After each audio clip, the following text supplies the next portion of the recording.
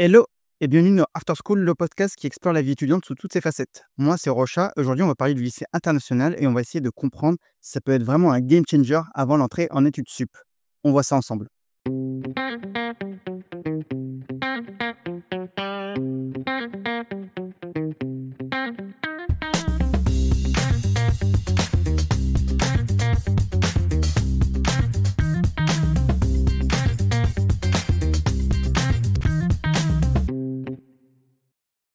Alors, pour cet épisode, j'ai le plaisir, que dis-je, l'honneur de recevoir Estelle, qui est actuellement élève en première et qui va rentrer en terminale à la Cité scolaire internationale à Lyon et qui va nous parler de son expérience dans ce type d'établissement. Bonjour Estelle, Bonjour, comment ça va?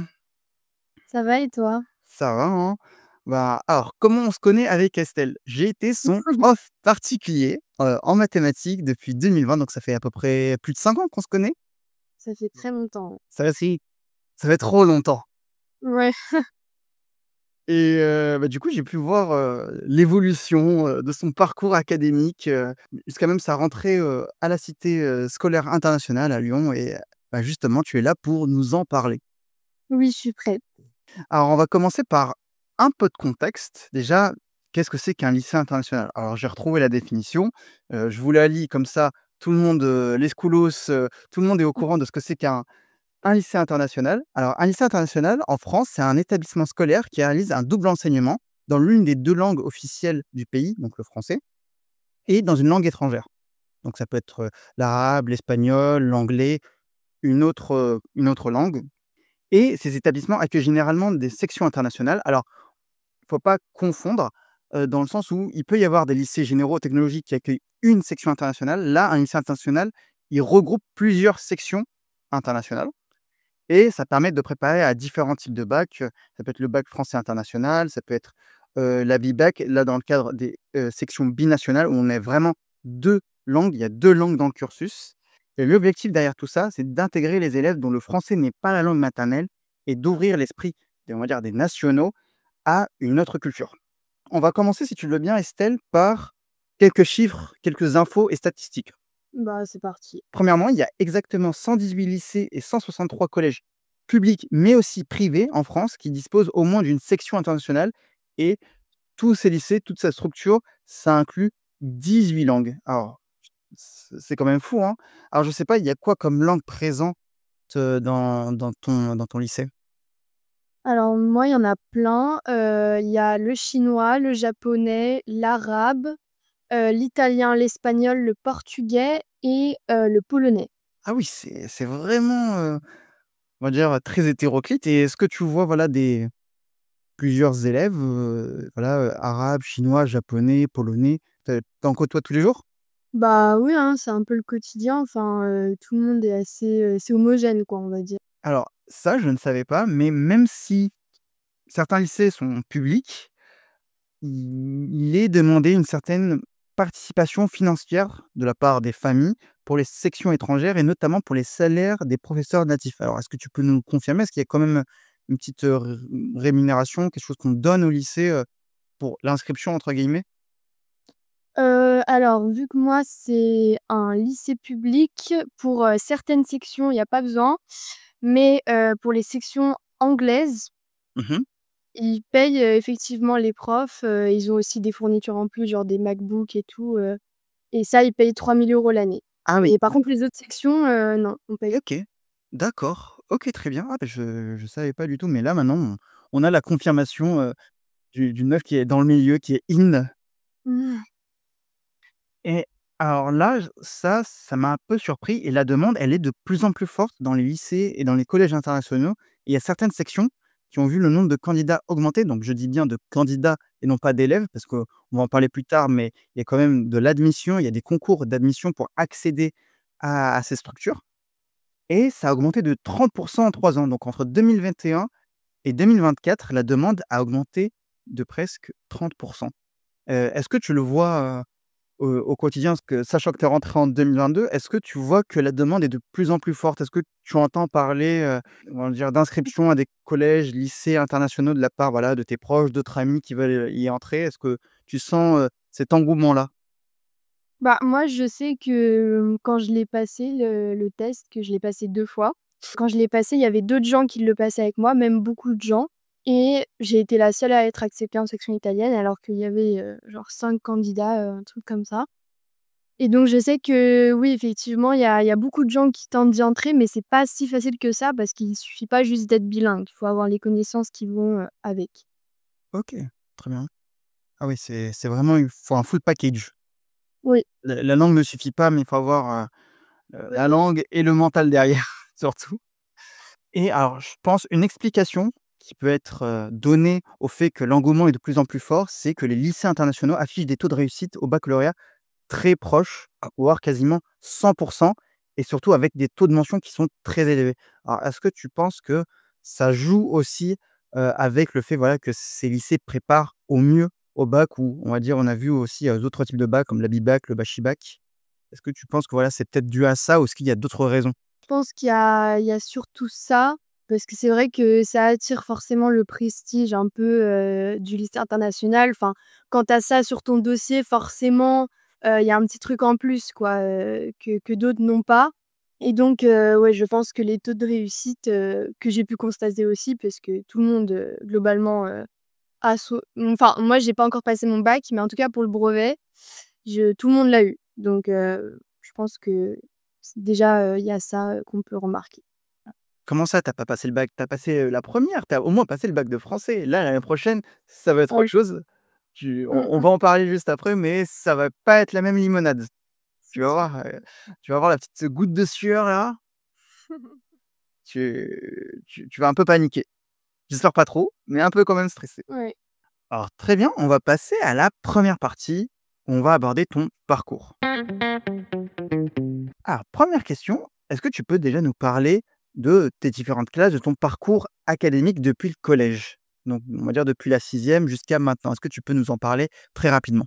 Alors, au collège, j'étais, au Sacré-Cœur, donc c'est un collège privé dans les alentours de Lyon. J'avoue que je m'y plaisais pas vraiment et puis, je trouvais pas que j'étais vraiment à ma place, on va dire et en 5e, donc j'ai tenté l'examen d'entrée, à la Cité scolaire internationale de Lyon et je l'ai d'abord raté parce que je m'attendais pas du tout à ce que ce soit aussi dur. Je pensais qu'il fallait juste savoir parler italien mais finalement non.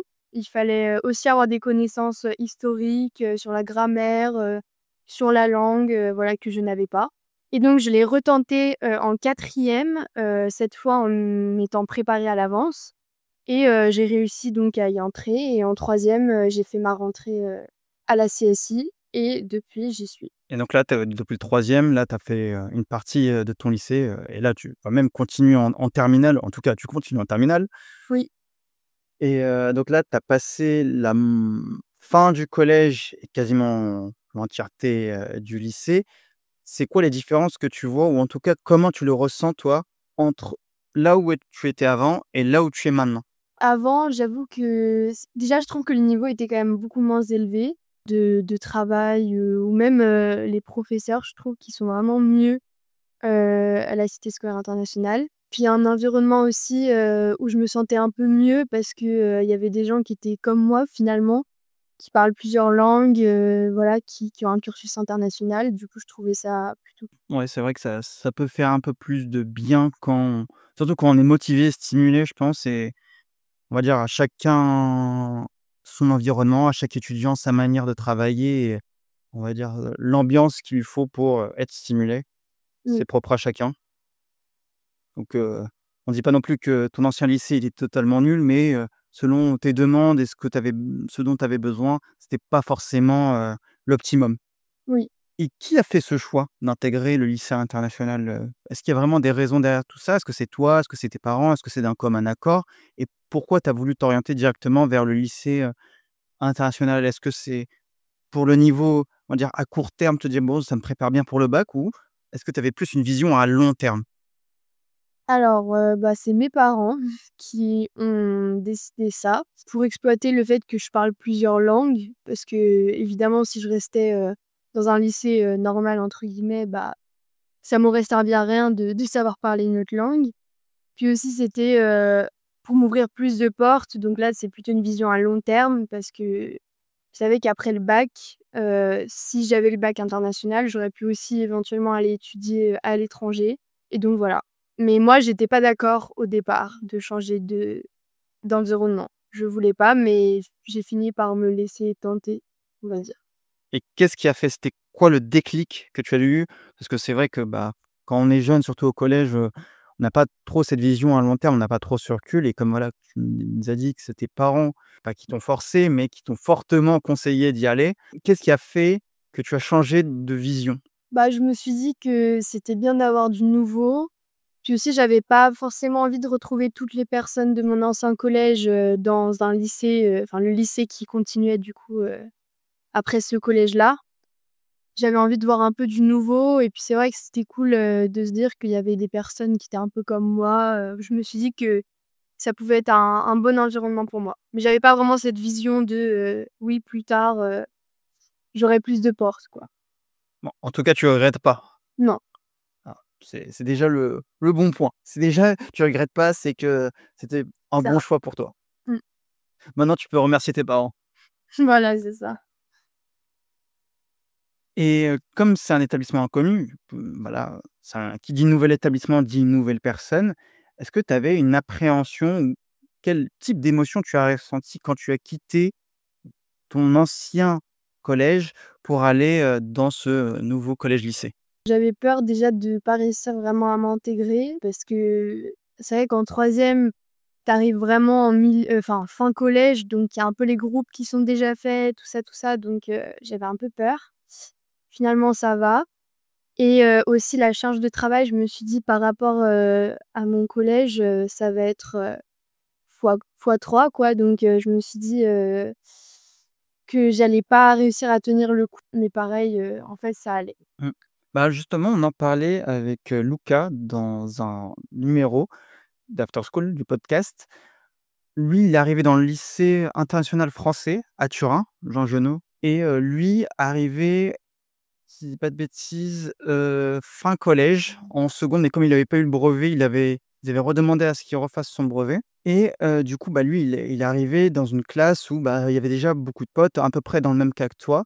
Mais lui, il avait, on va dire, il était plus côté international.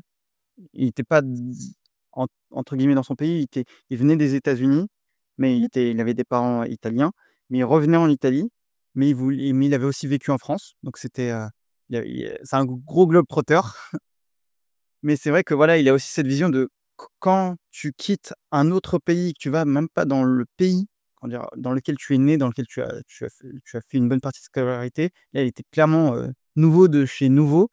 Je pense qu'il y a même ce même type d'appréhension. Par exemple, je pense que pour les Italiens, les Portugais, les Japonais qui arrivent dans le lycée international, je pense qu'il y a même, voilà, cette peur, de se dire: «Est-ce que je vais réussir à m'intégrer, à me faire des amis, à travailler, à comprendre, ce qu'on me demande de moi?»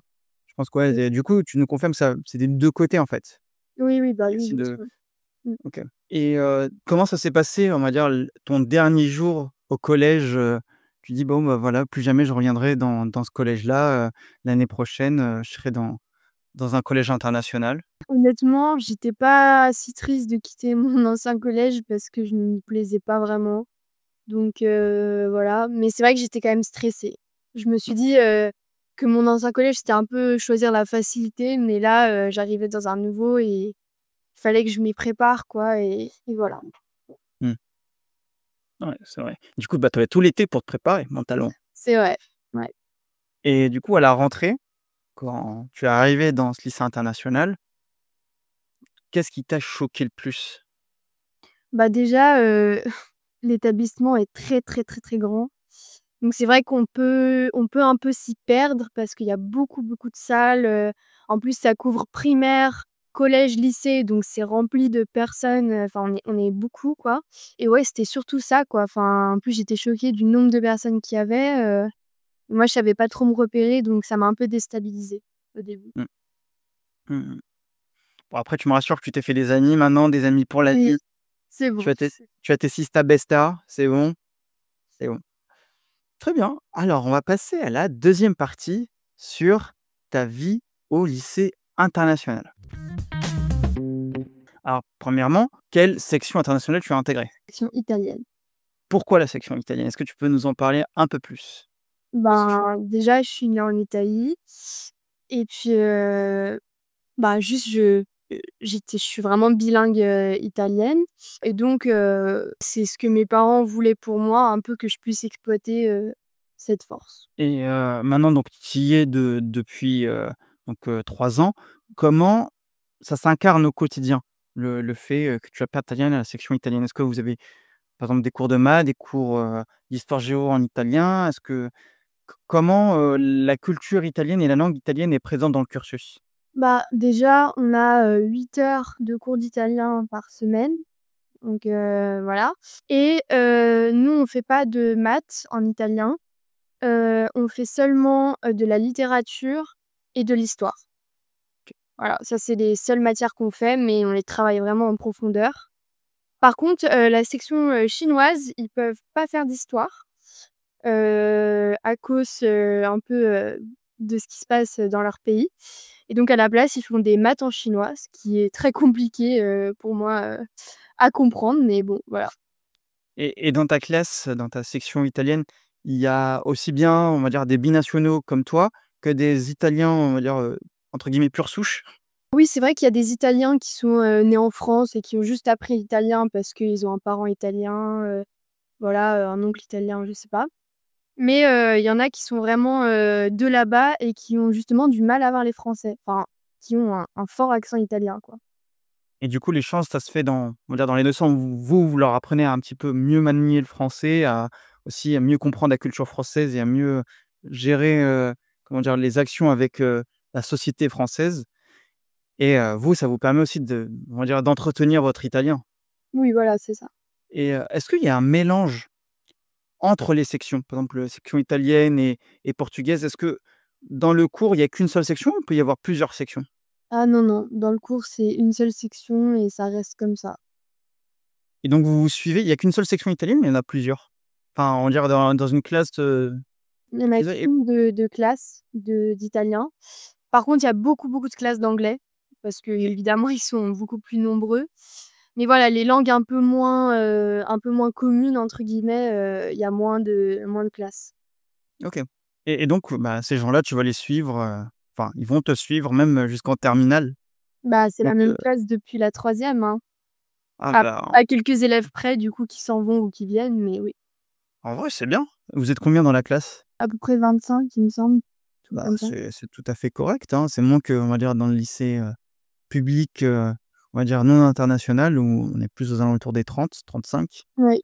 Donc et est-ce qu'il y a vraiment jamais, il y a pas un moment particulier où toutes les sections, on va dire, peuvent, se côtoyer, mis à part la récréation et la pause du midi, mais est-ce qu'il y a pas d'autres événements qui sont faits, pour, on va dire, rassembler toutes les sections? Il y a pas une kermesse, il y a pas un cours particulier, il y a pas un événement spécifique? Non, on peut se rassembler que, oui, pendant les récrés, pendant la pause du midi, pendant les heures de permanence, enfin voilà. Mais après le reste, on est chacun dans notre section, quoi. Ah ouais, mais c'est bizarre ça. Moi, j'aurais bien aimé, s'il y a plusieurs sections, bah, les faire côtoyer parce que, bah, ça apprend. Ah après si, c'est vrai, il y a, un marché de Noël où en gros chaque, parent, des sections amène un truc propre à leur pays. Et genre ils en vendent, des trucs, des spécialités de chacun de leur pays. Du coup ça c'est cool en vrai, ça c'est un truc qui rassemble. J'avais oublié de le mentionner mais oui. Ouf, voilà, c'est, tu me rassures. Il y a pas de kermesse, il y a pas de bal? Non. Ah là là. Bah, idée pour l'année prochaine. Ouais, Donc faire un bal, où tu mixes toutes les sections. c'est ça.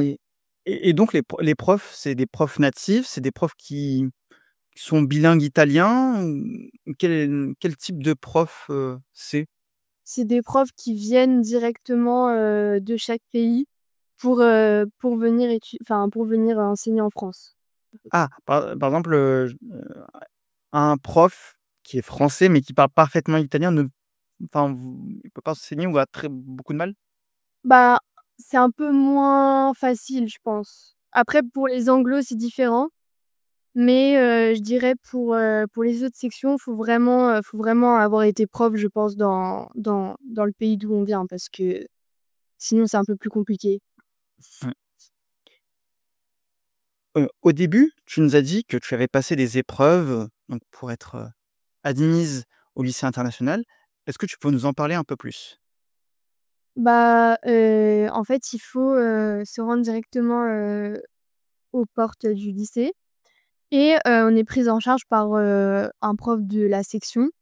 Il y en a une épreuve écrite et une épreuve orale qui, un peu nous départage et montre un peu, les connaissances, de base qu'on a, dans cette langue. Il faut, lire un texte, dans la langue, par exemple, après il nous pose des questions un peu sur l'histoire du pays, voilà. Il y en a un peu une conversation, un échange et l'écrit, je crois que c'est plus, axé, grammaire, compréhension de texte, et cetera. Et ça, c'est que pour l'italien ou c'est pour toutes les autres langues? Non, c'est pour tout. Pour tout, OK. Et ça se déroule à quel moment de l'année scolaire, au milieu d'année scolaire, fin d'année scolaire? C'est milieu d'année scolaire, voilà. OK. Et donc voilà, sûrement mars, c'est ça à peu près? Oui, à peu près, c'est ça. Mmh. Et vous avez les retours, quand à peu près? Quand est-ce que vous savez que vous êtes admis? Et comment, tu as réagi, 1°, quand tu as vu que tu avais raté la première fois et deuxièmement quand tu as su que tu avais été admise la seconde fois? Bah, la première fois, j'avoue que j'étais un peu déçue de moi, c'est vrai que j'étais pas préparée, quoi, donc je m'y attendais un peu et la deuxième fois, quand je l'ai su, j'étais quand même très contente et fière de moi d'avoir réussi. Et vous avez les résultats courant juin? Oui, Mai? c'est ça. Enfin, en été, quoi. OK, très bien. Et alors rassure-moi, pour passer, par exemple, de la troisième à la seconde, quand on est toujours dans le même lycée international, il y a pas d'autres épreuves? C'est pas koh où il faut réussir une épreuve sinon on est éliminé?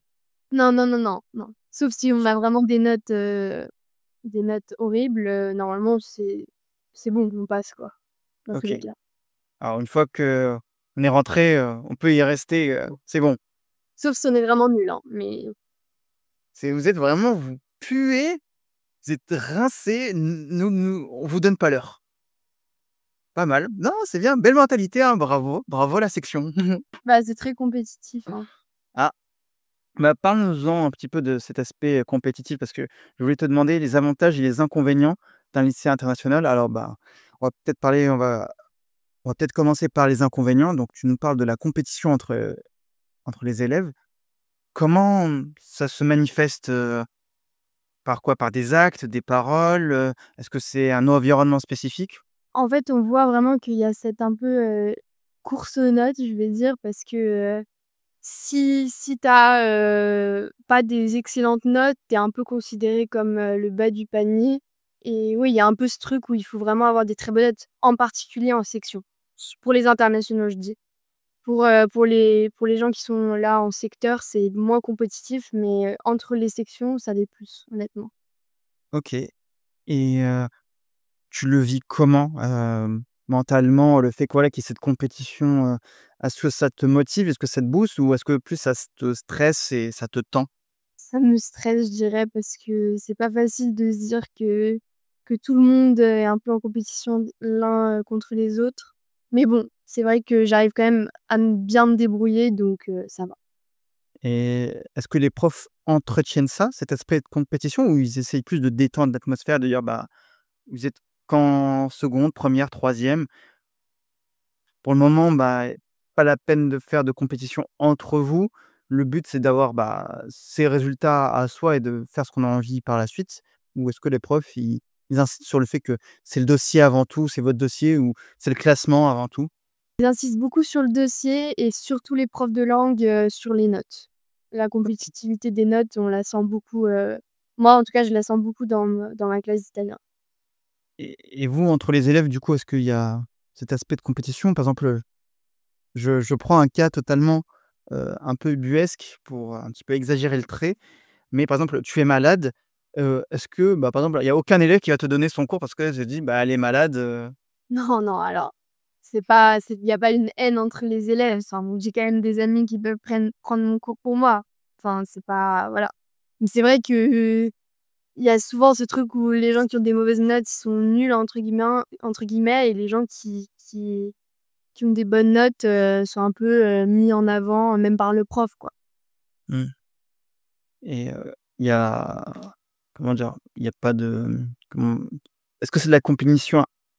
Je mets des guillemets sur ce que je vais dire parce que en vrai, vous êtes, trop jeune pour le vivre et même je pense que c'est pas admissible, dans le milieu scolaire, mais la compétition un peu toxique ou limite sportive, heu, ou c'est plus de la, comment dire? Compétition où on se tire la bourre, on essaie tous de s'améliorer ensemble? Ouais, c'est plutôt, la 2e, chose que tu as dite, je dirais, parce que quand même on n'est pas au point d'être, au bout du rouleau à cause de ça, mais bon, voilà. Ouais, mais vous avez quand même des centres d'intérêt, tous les élèves, quoi. Par exemple, si, j'ai n'importe quoi, le cours de maths est, trop nul ou, trop difficile, bah, vous en discutez entre vos élèves, enfin, vous êtes quand même ouverts les uns aux autres? Oui, oui, OK, absolument. mais ça reste bon enfant, enfin, il y a pas ça va Mmh pas non mh. plus Bien sûr, au-delà que du domaine scolaire. bien sûr, bien sûr. Oh ouf, j'ai eu peur. Et les profs, ils est-ce qu'ils ont un traitement particulier avec vous? Comme vous êtes en petit nombre, voilà, que vous avez la même culture, est-ce que, on va dire, vous avez des traitements de faveur en particulier? Alors, je contextualise, par exemple, en prépa, en deuxième année de prépa, on a tout le temps les mêmes profs. Donc, surtout que moi j'ai fait, 5 c'est-à-dire j'ai redoublé ma prépa. Mmh. J'ai connu les profs, bah, pendant 2 ans d'affilée et on va dire, une relation particulière qui naît entre ces profs-là et la classe, vu qu'on ne côtoie que ces profs et ces profs ne nous côtoient quasiment que nous. Est-ce qu'il y a ce même type de relation entre, vous et les profs des sections? Oui, oui, oui, on le sent vraiment. En tout cas, moi, en section italienne, parce que je sais pas si c'est pareil pour les autres, mais nous, le prof d'italien, en particulier, il prend le temps, avec chaque élève, de subvenir à leurs besoins et de leur parler quand ça va pas. Enfin, moi, je sais que quand je me sentais pas très bien et que le prof, il le voyait, il me demandait, il s'inquiétait pour moi. Enfin, il y a vraiment cette relation un peu, particulière, je dirais pas amicale parce que ça reste un prof, mais quand même un peu. Enfin, on sent OK. que il y a vraiment un lien. Donc le prof, c'est plus qu'un prof, c'est plus un confident aussi, Oui, oui. bah, Après ça oui. dépend avec les élèves, mais je sais qu'il a une relation particulière avec certains des élèves, d'autres un peu moins, mais voilà, ça dépend des affinités. OK, bah, voilà, en gros, ouais, c'est vraiment de l'accompagnement ultra personnalisé. Oui. Mmh. OK, très bien. Alors on a parlé, juste avant, on va dire de la compétition, de l'aspect un peu négatif de la section internationale. Est-ce que tu peux nous donner un ou plusieurs avantages du lycée international? Bah, moi je dirais déjà la diversité culturelle parce que, quand même, on a vraiment ce truc où, tout le monde est mélangé, toutes les cultures, et ça nous permet quand même de découvrir, beaucoup de nouvelles choses et puis aussi, cette chose d'être un peu plus proche, avec le prof. Moi, je trouve que c'est vraiment un avantage, honnêtement. Mmh, ouais. Est-ce que quand tu es arrivé au tout début dans le lycée international, alors je sais que moi ça me l'a fait quand je suis arrivé à Polytechnique Turin, on travaillait en anglais. Alors je comprenais l'anglais, mais de travailler, d'étudier en anglais, c'était pas quelque chose auquel j'étais habitué et donc j'avais énormément, on va dire de fatigue mentale parce qu'il fallait que je me concentre, très fort pour bien suivre le cours, comprendre ce qui est dit. Est-ce que ça t'a fait la même chose? Non, pas spécialement parce que c'est vraiment ma langue, natale, quoi, donc après c'est vrai que c'est dur en termes de charge de travail et de choses à apprendre, mais sinon j'avais pas de mal à comprendre les cours. OK. Est-ce que tu penses que le fait d'avoir étudié dans un lycée international peut avoir une influence sur tes futures études? Est-ce que voilà, la mention lycée international, section italienne dans un lycée international peut t'ouvrir d'autres portes ou peut t'amener à penser ton orientation différemment? Évidemment. Ben, pour moi, c'est une ouverture en plus, vers les études à l'étranger parce que là, si j'étais dans un lycée normal et que je voulais aller étudier en Italie, j'aurais besoin de passer des tests, des concours pour voir si j'étais capable de parler italien, si j'étais bilingue. Alors que là, avec la mention, lycée, enfin bac international, J'ai pas besoin de passer par tout ça et je peux directement juste, appliquer mon dossier pour une université en Italie. Donc ça m'ouvre plus d'options et je peux aussi échapper à Parcoursup. Ça, c'est un avantage. Ouais, on va dire qu'actuellement Parcoursup, c'est un peu, la alors la croix et le bâton, c'est comme ça qu'on dit? La croix et la bannière, non? La croix et la bannière, voilà, merci. Moi j'ai fait français LV12. Les expressions françaises, c'est vraiment pas mon fort, mais ouais, ouais, ouais, c'est vrai que c'est pas facile, actuellement beaucoup de se plaignent de Parcoursup, même de mon master, qui est la plateforme, on va dire, plus ou moins, c'est le Parcoursup mais pour les masters et il y a, on va dire, beaucoup de choses à revoir et ça va être, je pense, l'un des, points, sur lesquels l'éducation nationale doit travailler, je pense. C'est vraiment assez critique parce que tout le monde le déplore et j'ai l'impression que les seules personnes qui sont contents de Parcoursup sont les personnes qui ne l'utilisent pas. Oui, vraiment. Donc c'est quand même, assez étrange. On va reparler un petit peu de l'accompagnement. Est-ce que l'accompagnement est de meilleure qualité? Par exemple, voilà, dans les cours, est-ce qu'on s'adapte vraiment aux élèves? Est-ce que les profs viennent vous voir, accordent des créneaux de vie scolaire? Est-ce que si un élève se sent pas bien, est-ce que le prof vient le voir? Ou même de manière générale, est-ce que l'administration, les surveillants, est-ce qu'on fait plus attention à vous? Est-ce que vous avez des traitements de faveur particuliers? Comment ça se distingue tout ça? Je trouve que alors, si on parle pas de la section, dans nos cours normaux, en français, c'est pareil que dans n'importe quel autre lycée. Voilà, on est traité pareil. Après, il y a des profs qui évidemment sont plus proches de nous que d'autres. Enfin ça, c'est comme partout, j'imagine. Mais c'est vraiment en section, je pense qu'on a vraiment ce traitement particulier, que d'autres n'auront pas forcément, dans un lycée, normal. Et qu'est-ce que tu entends par traitement particulier, est-ce que je peux nous donner des exemples de ça? Bah, si un élève a des difficultés, le prof va aller le voir. Il va vraiment prendre le temps de lui parler, de lui demander ce qui va pas, enfin il y a vraiment cette relation comme j'avais dit tout à l'heure, entre le prof et l'élève qu'on va pas avoir, par exemple en cours de maths ou en cours de français, quoi. Mmh. Alors question un peu idiote de ma part, mais rassure-moi, vous avez d'autres langues? À part l'italien et le français, vous faites de l'anglais ou de l'espagnol ou? Oui, évidemment, il y a plein de langues en plus qu'on peut faire, on peut faire, LV2 chinois, LV2 arabe, on peut faire aussi, bah, du coup, anglais obligatoire pour ceux qui sont pas en section anglo. Il y a aussi espagnol, italien. Voilà. OK, très bien. Et donc mais à ce moment-là, vous ne serez pas mélangé avec les autres sections, mais vous serez mélangé avec des élèves d'autres sections, mais qui ne font pas cette langue comme langue principale?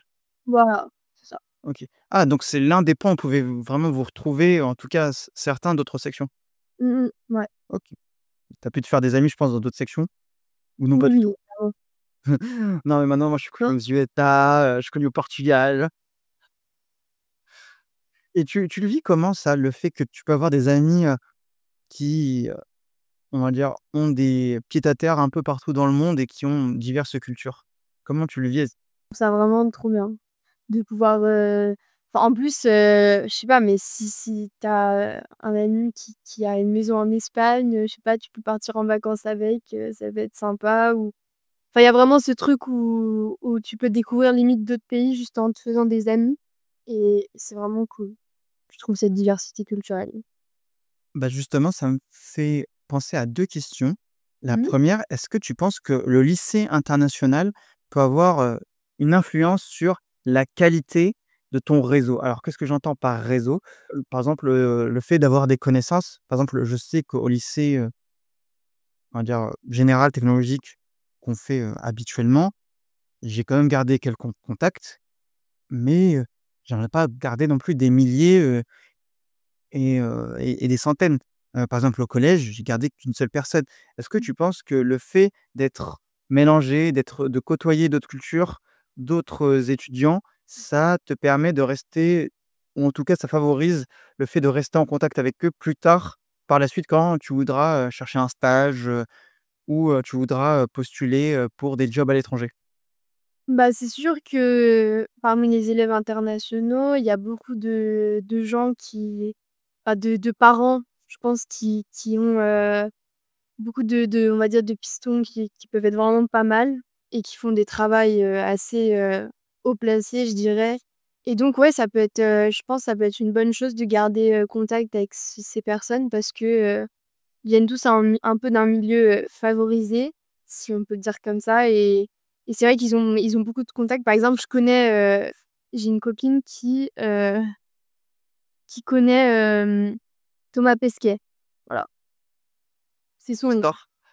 D'accord, Son c'est d'accord. l'oncle de Thomas Pesquet, quoi. Non, La nièce.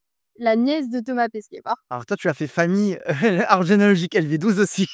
Ouais, voilà, c'est ça. OK, ah oui, d'accord. Donc ouais, vraiment, ah oui et aussi, il y a une autre fille, c'est pas vraiment ma copine, mais voilà, tout le monde le sait un peu. Son oncle, c'est Tony Parker, voilà, tout simplement. Donc D'accord. c'est vraiment un milieu où tu peux, rencontrer des gens, très intéressants, on va dire. Voilà, le gratin, du beau monde, Oui, voilà, vraiment. des fils, des filles, des nièces d'eux. Ouais. Mmh. Mais ouais, après voilà, on vous encourage pas non plus, les schoolos à faire des amis parce que, c'est des gens comme ça. Non, Non, non. faites des amis parce que vous avez des points communs. On fait pas des amitiés intéressées, on n'est pas là pour ça nous, hein.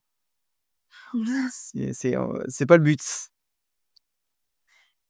Et la deuxième question, que j'avais, c'était par rapport au lycée public. Maintenant tu es vraiment baigné dans le lycée international. Comment tu vois maintenant le lycée public? Vu que tu y as jamais été, est-ce que tu as des échos de la part, bah, de tes anciens amis du collège ou, d'autres personnes qui te décrivent le lycée public? Comment tu le vois? Moi, je suis dans un lycée public, mais après, c'est vrai que pour moi, c'est pas vraiment public à 100 parce qu'il y a ceux de les élèves de secteur. Les élèves de section, pour moi, ça reste quand même un milieu assez privé parce que, il y a forcément le test d'entrée, le truc enfin, l'admission sur dossier, donc c'est vrai qu'entre sections, c'est plus privé, mais après, globalement, enfin, c'est un lycée public, comme un autre, on va dire, surtout pour les élèves, qui sont pas dans la section, donc Ah oui, je voulais dire quand je disais, lycée public, je voulais dire, lycée de secteur, lycée général, technologique, hors section. OK. Hop. Comment, tu vois la différence? Comment tu l'aperçois? Est-ce que voilà, il y a des gens qui te racontent: «Bah, nous dans mon lycée, on est, 30, on a beaucoup de matières, on a ce genre de matière-là». Est-ce que tu vois des différences notables? Moi, je vois vraiment une différence bah, déjà les horaires, qui sont différentes parce que nous, on a vraiment des horaires très compliqués par rapport à certains, je pense.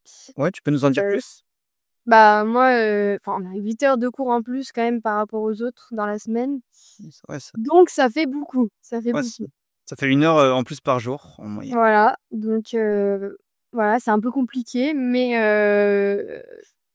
je pense, c'est la principale différence, puis aussi, la charge de travail parce qu'avec le bac international, ça nous fait vraiment, un truc en plus quoi qui est assez dur à avoir, je pense.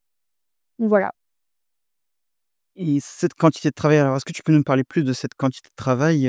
Donc tu nous as dit que tu avais 8 heures de cours en plus. Du coup, est-ce que ça demande un aménagement, on va dire, de ton temps personnel? Est-ce que tu as dû supprimer, des choses de ton emploi du temps, de ton agenda? Par exemple, bah, tu fais moins de sport ou, tu fais plus, ça avant à cause de ce cours-là? Comment tu as dû revoir ton organisation? Bah, c'est sûr que moi, j'ai pas d'activité extrascolaire, hein, parce que déjà que j'habite à 1 heure, du lycée international, si en plus, j'ai tous mes devoirs à faire, mes devoirs de section, mes devoirs de toutes les autres matières, c'est trop, c'est juste trop. En plus, en italien, on travaille énormément, vraiment beaucoup. Oui, c'est vrai que particularité du on va dire du cursus italien. Heu, pour l'avoir vécu en université et on me l'a dit, on me l'a confirmé au lycée, c'est que le cours, ou en tout cas le cursus est très, très théorique. Il y a beaucoup de théorie, très peu de pratique et du coup, c'est beaucoup de par cœur, il faut vraiment être Ouais. concentré. Donc l'épreuve, elle a lieu à la fin de l'année, il y a peu de pratique et c'est ça qui fait c'est un dévouement, on va dire, de tous les instants. Ouais, ça c'est sûr. Et donc est-ce que tu regrettes pas en te disant: «Oui, j'ai 8 heures de cours en plus, sans compter les devoirs, plus des cours à préparer, à réviser, des épreuves aussi à préparer.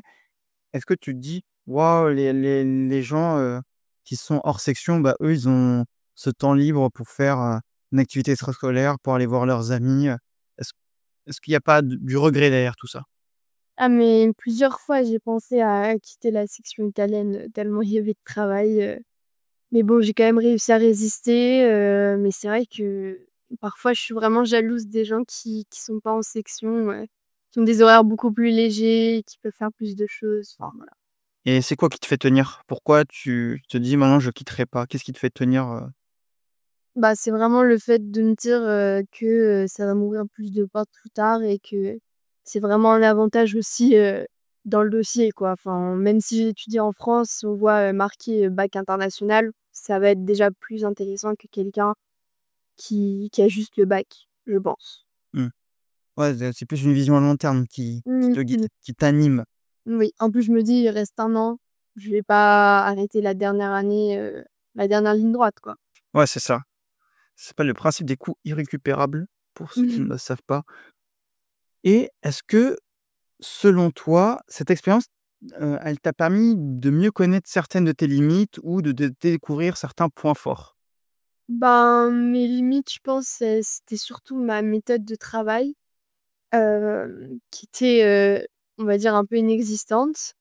Et avec l'italien, j'ai dû vraiment m'en créer une parce qu'il y avait tellement de choses à apprendre par cœur qu'il fallait absolument que je trouve, une méthode efficace pour travailler.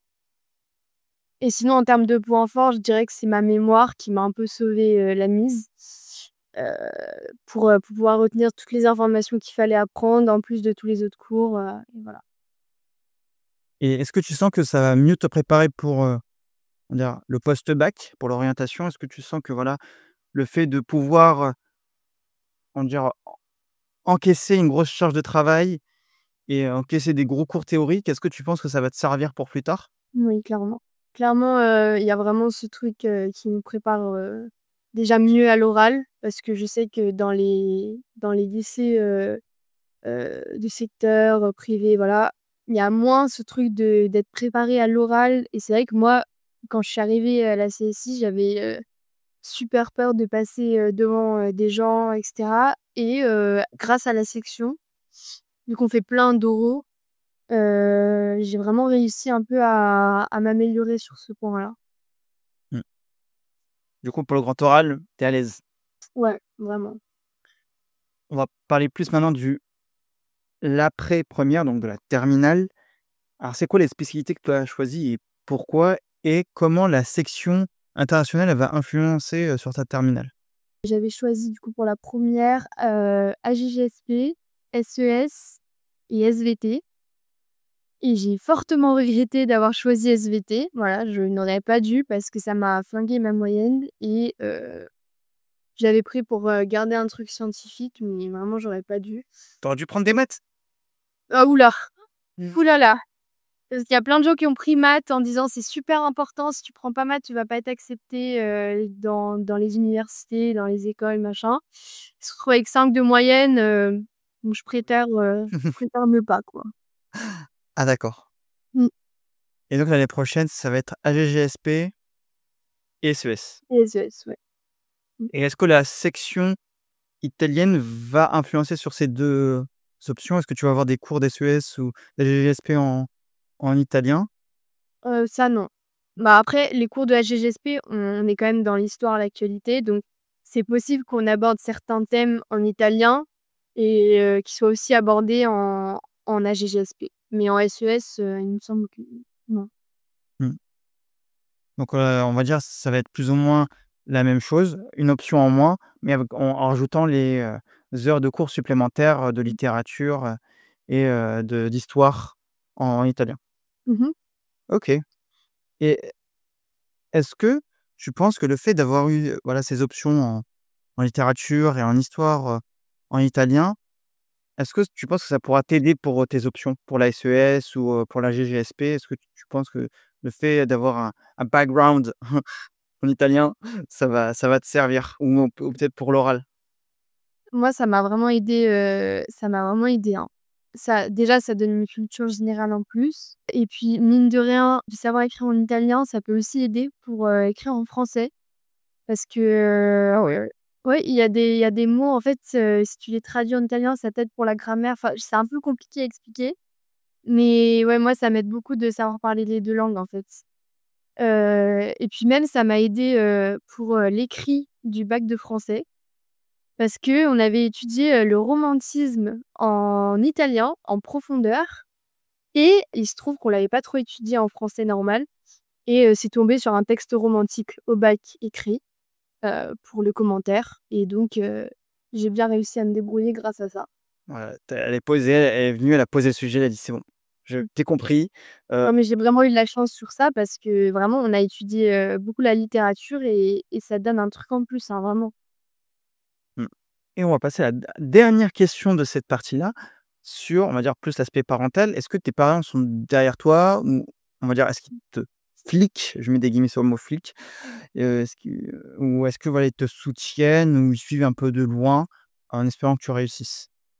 Alors, c'est vrai que j'ai une période cette année où j'avais pas des super bonnes notes et c'est à ce moment-là qu'ils sont devenus un peu plus stricts sur ça, qu'ils étaient peut-être un peu sur mon dos. Mais après, je me suis reprise grâce à ça déjà un peu et puis parce que j'avais la volonté vraiment d'avoir des bonnes notes et à partir de ce moment-là, j'ai vraiment remonté et globalement, quand j'ai des assez bonnes notes, ils me disent rien, quoi. OK. Ils sont pas sur moi. Donc voilà, il y a pas de pression de la part de tes parents: «Réussis, réussis», sinon, Non, non. en gros, ils suivent ta progression et ils te conseillent, si tu Après es un peu dans le mal. oui, en fait, oui, voilà, c'est ça. S'ils voient vraiment que ça va pas du tout, ils me disent quelque chose, mais sinon Ils se disent: «Voilà, tu es privé de sortir. Ah bah non, tu peux pas sortir, vu que tu as déjà tes heures à rattraper». voilà, c'est ça. Mais tu le vis pas mal, le fait que tu aies pas d'activité extrascolaire? Il y a pas quelque chose qui t'a permis de te libérer et te dire: «Bah, je pense plus aux cours»? Bah, non, pas spécialement. Puis, quand j'ai rien à faire, quand j'ai pas de devoirs et cetera, je sors et puis ça me suffit honnêtement, Puis j'ai jamais eu vraiment, de passion, ni en sport, ni en musique, en quoi que ce soit, donc je le vis plutôt bien. Ah ouais, pas pour les sushis, pas pour les mangas, Ça va? Pareil? Allez, on va passer à la dernière partie, plus sur l'aspect personnel et on va dire des anecdotes croustillantes. C'est parti.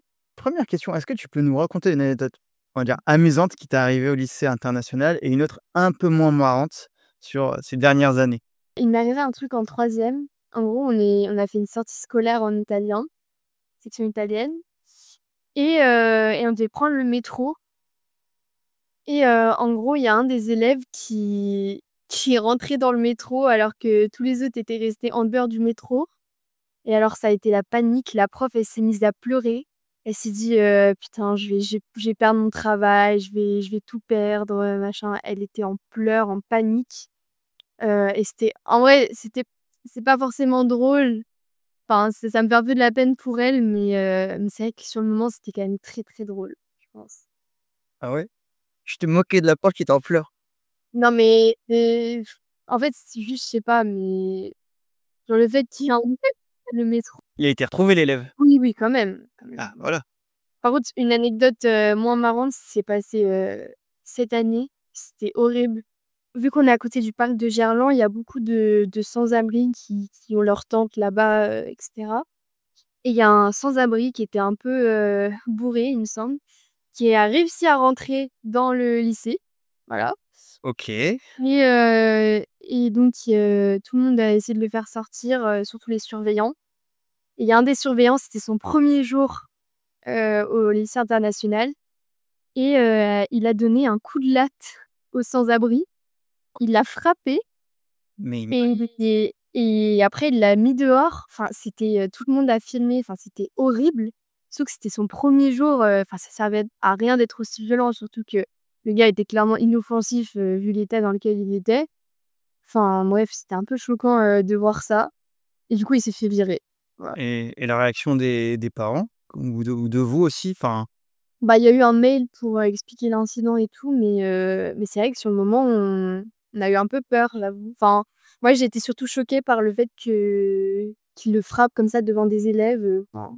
Ah oui, surtout, enfin, il faisait quoi? Est-ce qu'il était à proximité de jeunes? Est-ce qu'il parlait à des gens? Ou juste il marchait et Bah, en sans fait, il marchait vers le collège. Je sais pas ce qu'il cherchait, mais voilà, il était pieds nus, enfin, c'était bizarre, mais il avait rien fait de mal pour l'instant et donc il y a les surveillants qui l'ont sorti, enfin, il y a la police qui a été appelée et tout, mais voilà.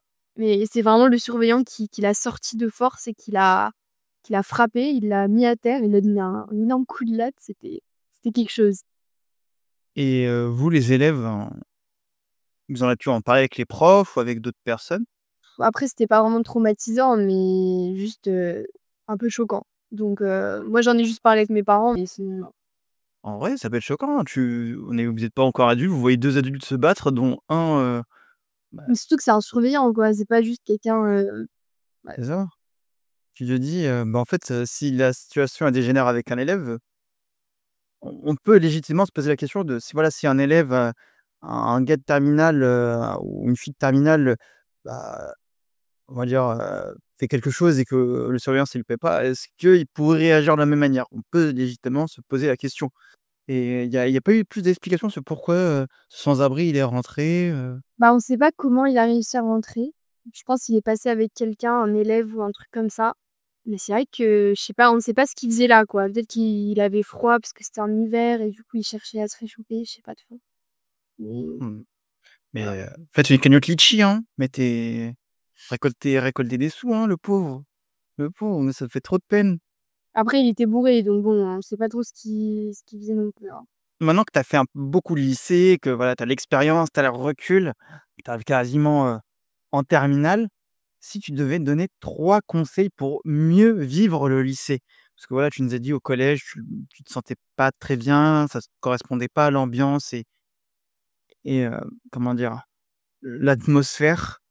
Si tu devais donner des conseils pour mieux vivre son lycée, parce que je pense qu'il y a des gens forcément qui, au lycée, ne se sentent pas forcément bien pour X ou Y raison, parce qu'il y a de la pression, parce que, les gens ne sont pas gentils avec eux, parce qu'ils n'arrivent pas à s'intégrer, parce qu'il y a la barrière de la langue, parce que n'importe quoi, ils ont pas les derniers vêtements de mode ou parce qu'ils subissent du harcèlement ou parce qu'ils ont peur pour leur avenir. Si tu devais donner, voilà, 3 conseils, maintenant que tu as de l'XP. Bah, déjà, je pense, premier conseil, de bien s'organiser. Donc de planifier son travail, pour éviter, d'être stressé tout le temps. Parce que sinon vraiment, plus tu procrastines, plus tu stresses en fait et donc voilà, je dirais vraiment de s'organiser pour, travailler en avance, et de moins stresser parce que moi je l'ai beaucoup été à cause de ça. De bien s'entourer, donc de choisir, des amis qui te tirent vers le haut et non pas l'inverse parce que sinon ça rend vraiment les années de lycée super compliquées. Heu, Surtout que c'est 3 ans à tenir donc si tu es mal entouré, c'est sûr que c'est très dur. Et aussi, je pense d'être soi-même et de pas se comparer aux autres, d'avancer à son rythme parce qu'on est tous différents et peut-être qu'il y a des gens qui ont des meilleures notes que toi mais qui ont d'autres problèmes donc voilà. Ouais. Très beau conseil, très, très, très bon conseil, je te rejoins totalement, là-dessus, particulièrement sur le dernier où j'en parle, sur un épisode de podcast sur les 5 conseils que j'aurais aimé avoir quand j'étais étudiant. Mais c'est vrai Mmh, que se comparer aux autres, ça sert, absolument, à rien. oui, à part à se tirer vers le bas. Voilà, exactement, donc vaut mieux faire, se fixer des objectifs et se concentrer sur soi Mmh plutôt que l'inverse, je mh. pense. Et surtout que voilà, comme je te disais, le lycée ça dure 3 ans. Alors ça dure 3 ans, ça dure aussi que 3 ans dans le sens où on va pas non plus, se faire une réputation au lycée, ça sert à rien. Ça sert à rien la réputation, au lycée, on s'en contrefout. Ah oui, oui, vraiment. Tout le monde s'en fiche que tu es le quarterback, tu es, le footballeur le plus coté du lycée. On s'en fout complet vraiment, dans les gens après le bac, ils t'auront oublié. Ah oui, oui, clairement, hein. Donc vraiment, pensez à vous, à votre orientation d'abord. C'est ça le but du lycée Ouais. et il y a des gens, j'ai l'impression qu'ils l'oublient, pour eux, c'est plus la fame, À croire qu'il y a des points d'aura qui sont donnés au bac, Mmh. alors que pas du tout. Non, moi ça me Franchement, frustre. il suffit d'avoir un ou 2 amis, sur qui tu peux vraiment compter et franchement ça suffit, vraiment. Et je rajouterais même comme conseil, si vous ne vous sentez pas bien, dites-le, parlez-en. Il Mmh. faut en parler, que ce soit à des profs, à une structure, on va dire, médicale, je parlais de psychologue, des conseillers d'orientation, parler à vos parents, faut en parler à des adultes compétents qui peuvent vous aider. Parce que, si vous le dites pas, les gens forcément le devinent pas Oui, et c'est là que on se dit: «Bah, peut-être qu'on aurait pu faire quelque chose, mais on n'a pas vu ou il nous l'a pas dit». Donc parlez-en, c'est le meilleur cadeau que vous pouvez faire aux gens et que vous pouvez faire aussi à vous-même. Et dernière question, alors je la pose à tous mes invités, alors ça va pas être la même durée pour toi parce que, bah, tu es encore toute jeune, parce que la question que je pose, c'est: «Qu'est-ce que tu dirais au toi d'il y a 10 ans?» Mais toi, il y a 10 ans, tu avais 7 ans, 6-7 ans, toute s petite, pardon, sans jamais. tu étais voilà, tu étais au CP donc on va l'adapter. Qu'est-ce que tu dirais au toi d'il y a 5 ans? Au moins il y a 5 ans, bah, déjà de me faire plus confiance parce que, je avant j'avais pas vraiment confiance en moi, du coup je baissais, les bras à la moindre difficulté. Aussi, bah, aussi ça peut être un truc que j'aimerais me dire, de ne pas baisser les bras à la moindre difficulté parce qu'il y en aura beaucoup et il faut toujours, savoir, «garder la tête haute» entre guillemets et aussi de profiter parce que c'est vrai que le temps passe très, très vite et on s'en rend pas forcément compte mais bah, rien qu'avec l'exemple de nous 2 Mmh, qu'on se connaît depuis que je suis en sixième et là ça fait déjà, combien? 5-6 ans qu'on se connaît du coup c'est ça. et j'arrive pas à m'en rendre compte, enfin franchement ça passe super vite quoi, donc faut profiter à fond. Mmh. Tu étais toute petite là. Ouais. Tu dansais, pour apprendre tes leçons? Oui, bah, ça m'aidait, OK. Non, mais c'est un fait, hein, je ne juge pas, hein, tant que tu apprends ta leçon, que tu connaissais ton cours, moi ça me suffisait.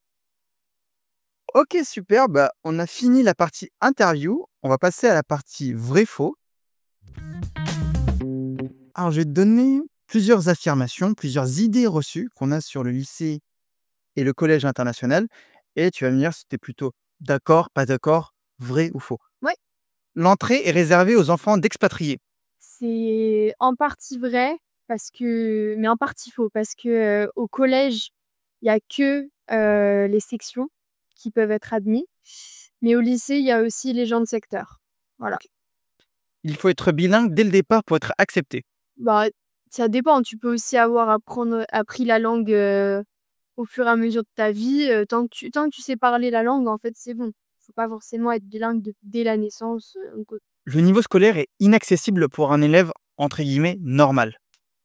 Non, c'est accessible à tout le monde, je dirais, sauf, évidemment, pour les sections, c'est un peu plus compliqué, mais sinon Les élèves sont tous issus de milieux très favorisés. c'est un peu vrai. C'est un peu vrai, ça. Pour les sections surtout, mais c'est ouais. Il n'y a aucune mixité sociale. Bah, faux, il y a que ça, la mixité. L'admission est impossible sans piston ou réseau. Non, moi, j'avais aucun piston, aucun réseau et j'ai été admise, quand même. Les élèves de section travaillent 2 fois plus qu'ailleurs. Je dirais pas 2 fois plus, mais quand même. C'est notable. Oui. Les frais de scolarité sont toujours très élevés. Bah, du coup, comme je l'ai dit avant, c'était pour la section anglo, oui, mais sinon, non. Il n'y a pas de place pour la culture française. Bah, faux, parce que globalement, on a des cours en français, comme tous les autres. On a juste un truc supplémentaire, mais non. Les lycées internationaux ne préparent pas bien au bac français. Faux. Faux, faux, faux. Les élèves ont du mal à s'intégrer dans l'enseignement supérieur français. Faux aussi parce qu'on est préparé comme, un élève lambda en français. Les élèves sont en compétition permanente. Un peu. Les activités extrascolaires sont négligées. Bah, c'est difficile d'en avoir, honnêtement. Pas négligé, mais difficile. Les élèves n'ont pas de vie sociale à cause de la charge de travail. Faux. Les lycées internationaux sont élitistes et fermés. Élitiste, oui, mais fermé, non. Les élèves sont coupés de la réalité française. Pas du tout, pas du tout. On est comme tous les autres, lycées. Les sections internationales sont réservées aux natifs de la langue. Ça aide, mais moi il y a une fille dans ma section italienne qui a appris l'italien, alors qu'aucun, de ses parents n'est italien et elle n'est pas née en Italie, donc voilà. Ok. Il n'y a pas de soutien pour les élèves en difficulté. Il y en a, mais pas plus que dans un lycée normal. Les lycées internationaux sont réservés aux grandes villes. C'est vrai qu'il y en a que dans les grandes villes, ça c'est peut-être un point négatif. L'enseignement est moins rigoureux qu'en lycée classique. Non, même plus rigoureux, je dirais.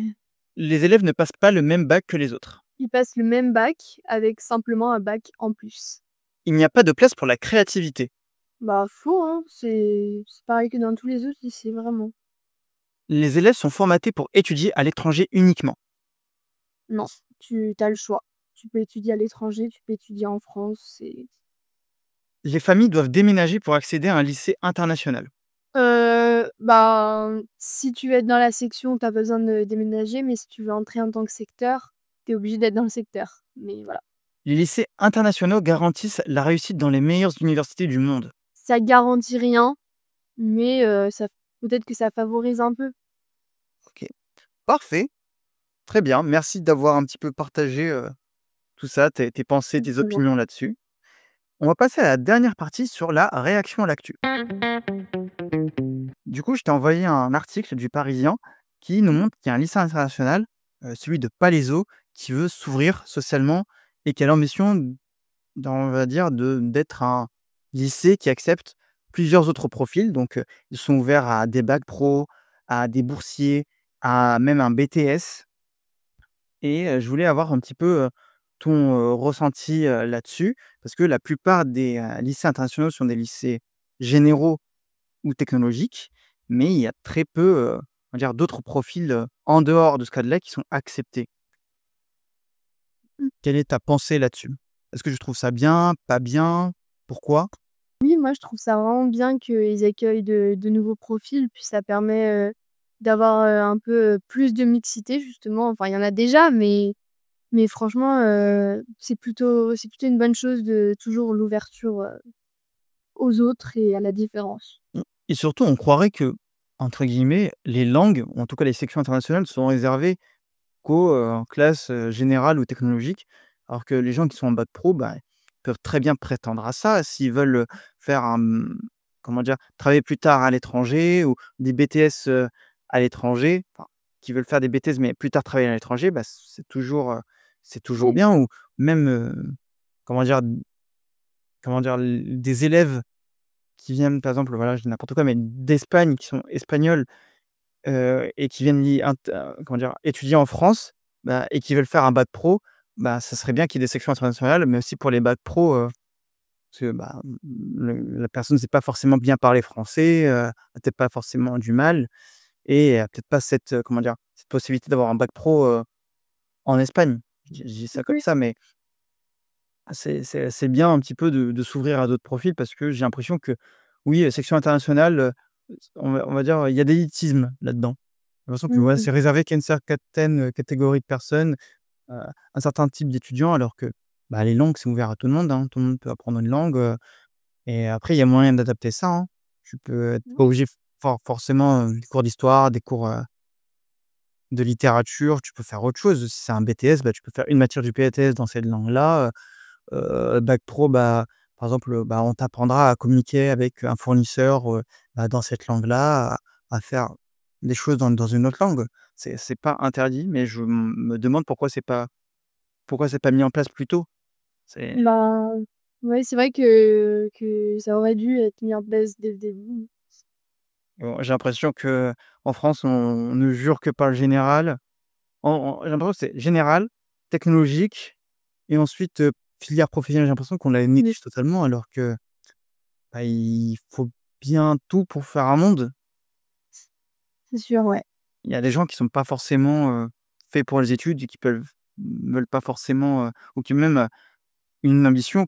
Par exemple, le lycée hôtelier, bah, c'est pas du tout dans le lycée général et ils aimeraient être aussi considérés. J'ai l'impression qu'on met de côté toute une catégorie d'étudiants, parce que, voilà, on a décidé que la norme, c'était général et que le numéro un c'était général Ouais, c'est vrai. et c'est Alors que non, enfin, les ambitions peuvent être différentes, les besoins peuvent être différents, les capacités peuvent être différentes. Enfin, je sais pas, moi je trouve ça un peu dingue, que, comment dire? Que la variable, professionnelle, que la filière professionnelle soit une variable d'ajustement et surtout même, voilà, ça parle d'orientation, donc de BTS, donc du post-bac, l'ouvrir aussi à l'international, pour des lycées internationaux et toi, est-ce que tu sais ce que tu veux faire après le bac ou pas encore? Tu as pas encore d'idée claire? Non, pas trop, pas trop. C'est vrai que j'ai un peu du mal sur ça, mais ouais, j'y travaille. Ouais, ça va être le projet, bah, de ta terminale, de savoir, sur quoi Ouais. tu veux t'orienter. Donc ça je pense que c'est important, bah, de savoir s'orienter vers un domaine, en tout cas pas forcément vers un métier, mais vers un domaine, comme je te l'ai déjà dit, je pense Mmh. et voilà, hein, c'est la fin de cette interview. Je te remercie Estelle de m'avoir, bah, accordé du temps, d'avoir répondu à mes questions, d'avoir un petit peu décrypté un peu, tout ce qui est derrière le lycée international et les sections internationales. En tout cas, si ça vous intéresse, moi je dis, tentez votre chance, enfin c'est pas quelque chose qui est fermé, et puis c'est vraiment un environnement qui est vraiment cool, je pense, donc voilà. OK, parfait. Vous les schoolos, bah, n'hésitez pas à liker, à partager, à commenter, c'est important.